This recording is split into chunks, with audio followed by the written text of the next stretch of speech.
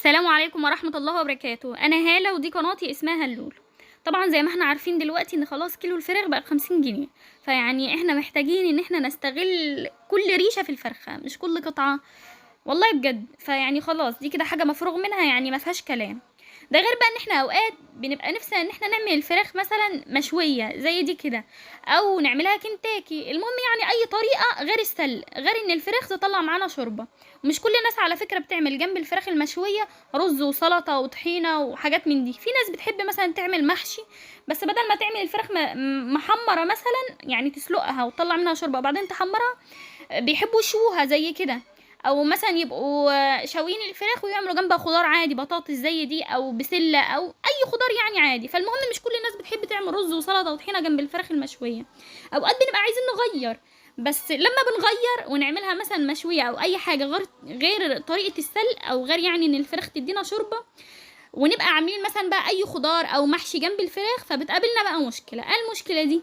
ان احنا بنبقى عايزين شوربه للخضار ده او للمحشي، فهنعمل ايه في الوقت ده بقى؟ فطبعا بنروح عاملين الخضار او المحشي بميه بقى عاديه، فالخضار طبيعي طعمه ما بيطلعش حلو زي ما بيبقى بشوربه. طب هنعمل ايه؟ زي ما قلت الفراخ دلوقتي غاليه، فاحنا محتاجين نستغل كل حاجه فيها. طبعا انتي بترمي رجلين يعني اكيد، والرقبه يعني لو انت مش بترميها والكبده والقونصه لو مش بترميهم، انا عارفه انت مش بترمي الكبده والقونصه ده اكيد.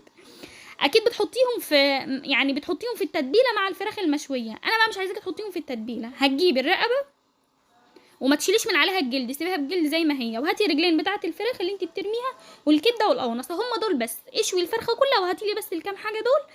وهاتي بقى مثلا الخضار اللي انت هتعملي جنب الفراخ. هاتي خضار، يعني انا عامله بطاطس والله عادي خالص، وفعلا والله كنت شاويه الفراخ في اليوم ده وكنت عايزه شوربه. رحت مزوده البطاطس ميه عادي زي ما بنزودها، عشان انا مش هينفع انزل الفراخ في البطاطس وهي مش بتغلي، زي ما بنسلق الفراخ بالظبط. مش انت لما بتيجي تسلق الفراخ لازم تنزليها في الميه تكون بتغلي عشان الزفره طبعا. ده نفس اللي احنا هنعمله في البطاطس.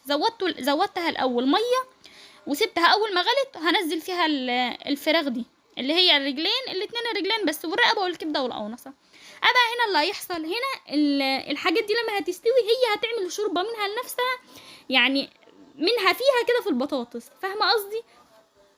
بدل ما يبقى فيه شوربه على جنب، لا احنا هنحطهم يستووا مع البطاطس اصلا، فهتنزل شوربه، او يعني هتدي طعم الفراخ الحلو او طعم الشوربه اللي احنا بنزودها للبطاطس. فاحنا كده نبقى عملنا شوربه منها فيها فعلا، يعني زي ما بنقول. بس كده وكده نبقى يعني أو تخلصنا من مشكلة ان احنا بنبقى نفسنا ناكل فراخ مشوية او فراخ كنتاكي، بس عايزين نعمل حاجة جنبها هتحتاج شوربة، فهنعمل ايه؟ او يعني هنجيب شوربة ازاي؟ بس كده.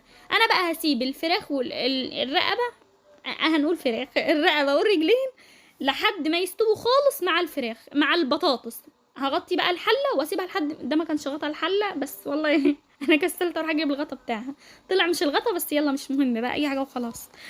بس هسيبها بقى لحد ما تستوي خالص، وما تقلقيش والله الفراخ ولا بتبقى زفره، البطاطس ولا بتبقى زفره ولا اي حاجه خالص.